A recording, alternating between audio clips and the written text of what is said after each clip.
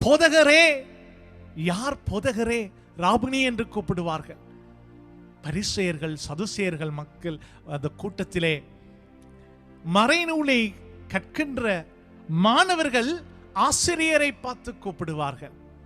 அப்படி என்று சொன்னால் இந்த பாத்திமேயோ ஏதோ ஒரு விதத்திலே மறைநூலை ஒரு அறிந்தவனாக இருந்திருக்கலாம், இறை வார்த்தையை புரிந்தவனாக இருந்திருக்கலாம். பிரியமான அன்பு சகோதரங்களே, இறை வார்த்தையை நான் அறிந்திருந்தால் மட்டும் அது எனக்கு வாழ்வு கொடுத்து விடாது.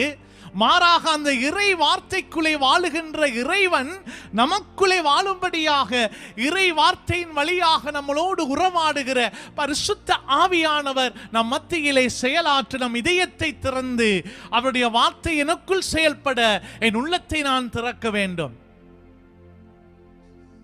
Not only knowing the scripture but come into the experience.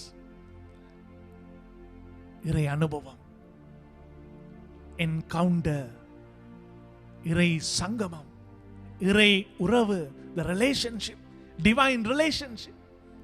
இந்த பாத்திமேயு அதை பார்க்கிறார்.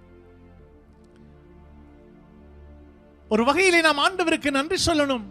இந்த பாத்திமேயு பார்வை இழந்ததால் தான் அவனுடைய உள்ளம் பார்வை பெற்றது. தாவீதின் மகனே எனக்கு இரங்கும் என்று சொல்லி அழைத்தான். பல பேர் அதட்டினார்கள், பலவிதமான தடைகள் வந்தது. அதை எல்லாவற்றையும் கடந்து பாத்திமேயு உரத்த குரலில் கத்தினான், தாவீதின் மகனே என் மேல் இரங்கும் என்று சொல்லி. பிரியமான என் அன்பு சகோதரங்களே,